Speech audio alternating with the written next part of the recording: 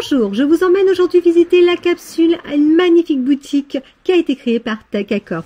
Une boutique qui se situe dans le 77 à Coulommiers. Allez, je vous emmène tout de suite à l'intérieur. C'est parti!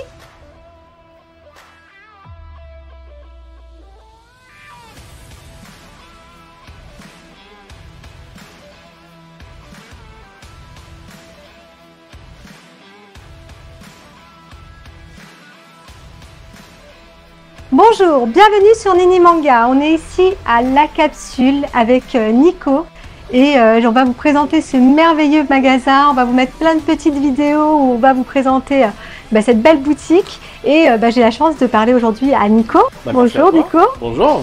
Est-ce que tu peux te présenter à la caméra pour dire à toutes les personnes qui regardent qui tu es? Ça marche, vous avez plus l'habitude de voir Greg en général. Donc du coup moi c'est Nico, donc je travaille aussi chez Taka, donc je suis un des associés de Grégory avec Anthony. Et voilà, donc je travaille aussi bien sur la conception artistique que le SAV, donc je suis un peu multitâche. Donc on essaye d'être assez polyvalent dans le milieu, parce qu'on n'est que 3 ou 4, donc c'est vrai qu'il y a beaucoup à gérer, en plus de la boutique maintenant en parallèle. Donc voilà, dans les grandes lignes, c'est ça. D'accord, donc je vais te demander combien de personnes vous étiez chez Takacorp. Alors on est 4. Takacorp. 3 associés, on travaille avec Clément qui nous fait toute la partie design, concept, etc. D'accord. Est-ce que tu peux nous parler des licences que vous possédez chez Taka? Alors chez Taka, ça va, on a commencé du coup avec Hunter x Hunter, sur laquelle maintenant on a annoncé des statues, une ligne de statues 1/8, de la PVC aussi qui va arriver. On va avoir du coup Yu Yu Hakusho, donc là on a Yosuke qui est encore en cours de production, donc on va terminer avec Yosuke. On a Dreamland, Yu-Gi-Oh, Dragon, Kuroko, Jujutsu, Naruto, donc ça commence à faire pas mal. Donc ça fait beaucoup de champs de bataille, mais voilà, tant mieux, au moins le catalogue est étoffé. Ouais, c'est sympa. Voilà. Est-ce que tu peux nous dire toi, quelle est ta licence préférée? Alors moi, de cœur de ce qu'on possède à l'heure d'aujourd'hui, vraiment dans celle qu'on possède, celle qui grimpe là, c'est Jujutsu Kaisen. J'ai beaucoup accroché avec le manga. Après, j'ai un gros faible pour Dreamland. Voilà. D'accord. Alors Jujutsu Kaisen, on en parle là. Ouais. Qu'est-ce que vous avez comme licence? Le film, le dessin animé? On peut travailler sur les saisons animées, ainsi que sur le film. D'accord. Voilà. C'est pas sympa. Sympa. Ouais, super. Quel est le concept de cette boutique? Alors en fait, nous, le plan de base, c'était on cherchait un local, bureau, stockage. On a trouvé une belle affaire, on s'est dit on a de la place en rab, allez, on fait un petit espace boutique, parce que c'est une région où les gens sont obligés d'aller sur Paris pour trouver des produits équivalents ou plus ou moins équivalents. Donc on voulait proposer un petit melting pot de tout ça, et puis avoir aussi bien du snack que de la statue, que de la figurine. D'accord, ok, super. Donc là tu fais, moi j'ai vu qu'il y avait des mangas d'occasion. Alors on fait de la reprise, que ce soit sur manga d'occasion, petites figurines, on reprend des cartes Pokémon, donc voilà, on essaie de faire pas mal de reprises. D'accord, pas de reprise sur les résines? À voir le dépôt-vente, pour l'instant on avait bien full au niveau des vitrines, donc pour l'instant on n'en reprend pas. Après s'il y a une offre, voilà, on n'est pas fermé. D'accord, ok, super. Je vois que tu as pas mal de résines, donc il y a celle de chez Taka, mais tu en as d'autres? Ouais, donc là principalement du coup notre marque, du coup. D'un côté ici on a un peu de collection perso mélangée à différents studios, que ce soit PCS, CM.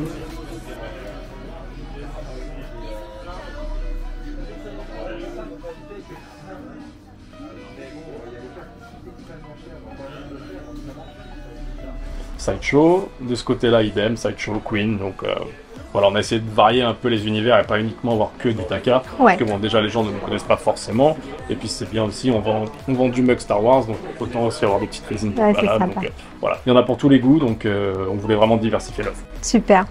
Je sais que tu vas faire de l'avatar. Ouais. Est-ce que tu peux nous en dire un petit peu plus? Alors là, le concept 3D est normalement validé. On avait juste de petites modifs à faire sur les couleurs, donc rien de méchant. D'accord. Et ça va être une pièce qui va être assez volumineuse, super sympa à travailler. Donc on a pris beaucoup de plaisir à bosser dessus. Donc, on va voir en fonction du succès, si on reste sur un one shot ou si on développe un peu plus la gamme. Mais on est vraiment content de la pièce et elle va être vraiment impressionnante. Résine? Ouais, vas-y. Avec un diorama, personnage seul? Là, on est vraiment sur un gros décor. Personnage seul, gros décor. Donc ça va être vraiment cool. Ouais, tu peux nous dire quel est le personnage? Ouais, pas trop de mystère pour le premier, je pense. Je pense que bon, un perso principal sur cette série.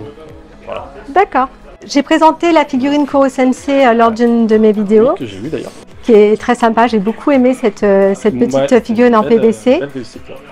Je voulais savoir si vous avez pensé à faire d'autres licences comme celle-ci avec du PVC haute qualité ou pas. Là, sur le PVC, en ce moment, on a la PVC de Naruto qui est en cours de validation. Les photos sont en cours de validation, donc on a le binôme Hitachi Kizame.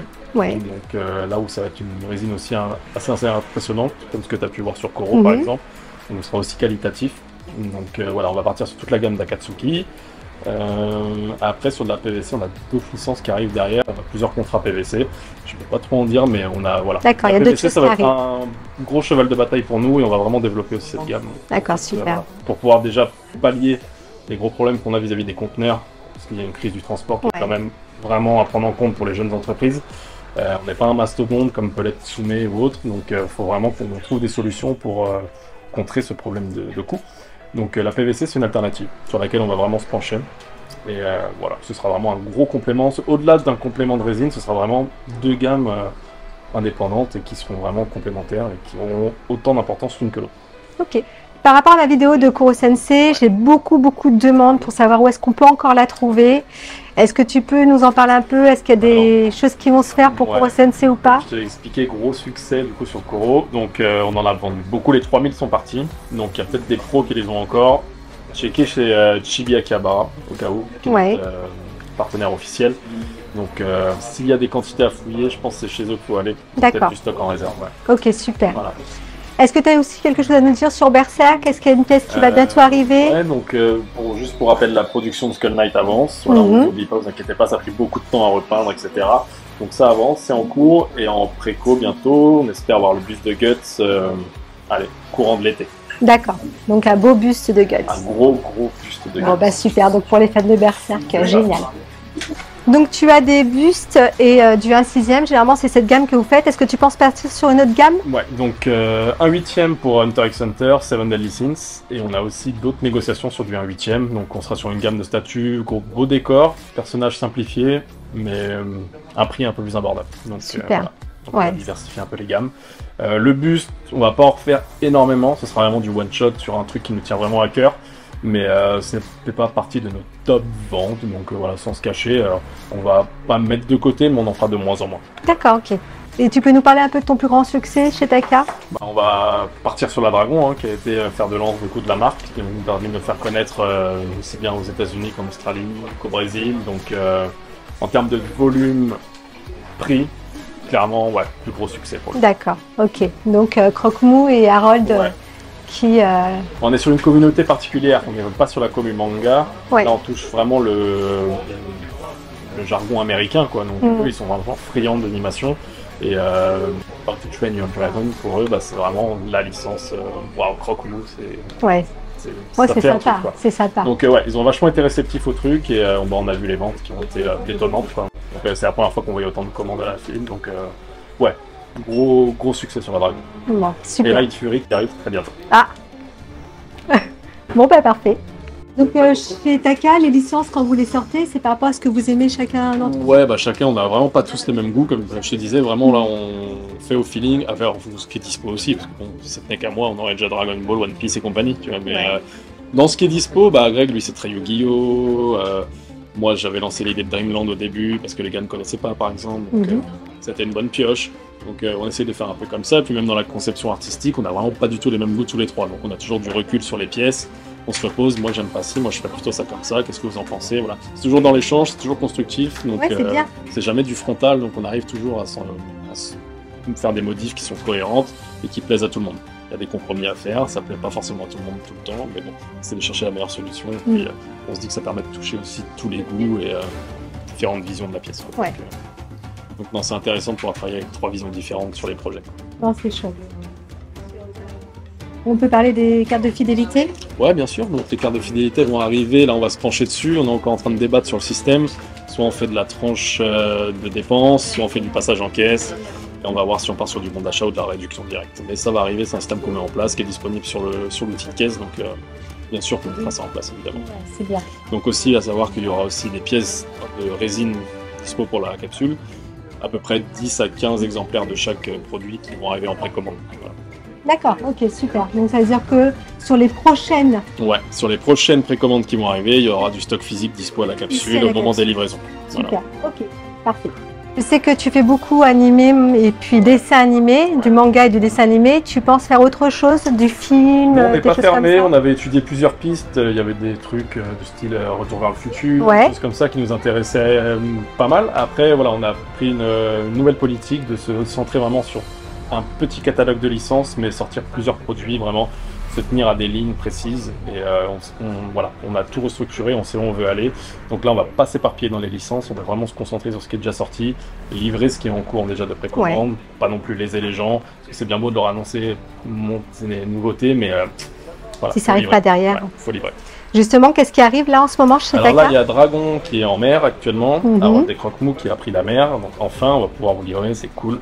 Ça c'est une pièce qui nous a vraiment très tenu belle à pièce. cœur et qui a été vraiment le fer de lance, on va dire.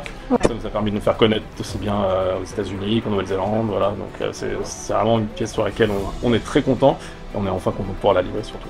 Ouais, Donc, il n'y a que celle-ci qui arrive? celle-ci qui arrive, Ban, la production est terminée. D'accord. Ça a été hyper rapide, on est content. Et qu'est-ce que j'ai loupé d'autre? Vraiment en livraison pure qui sont Ouais. prêtes, là ça va être Croque-Mou, Harold et Ban qui vont arriver. D'accord. Ok. Et pourquoi avoir appelé cette boutique La Capsule? Bah, Taka Corp, nous vous faire une petite référence à Dragon Ball, Parce que... Capsule Corp. Capsule Donc, Corp. voilà. Ok, d'accord. Bon, bah, merci beaucoup. Merci à toi. Et puis, j'espère que cette vidéo vous aura plu. Venez visiter la boutique parce qu'elle est vraiment très sympa. Et je vous dis à très vite pour une prochaine vidéo. À Merci bientôt. beaucoup. Ciao. Au revoir.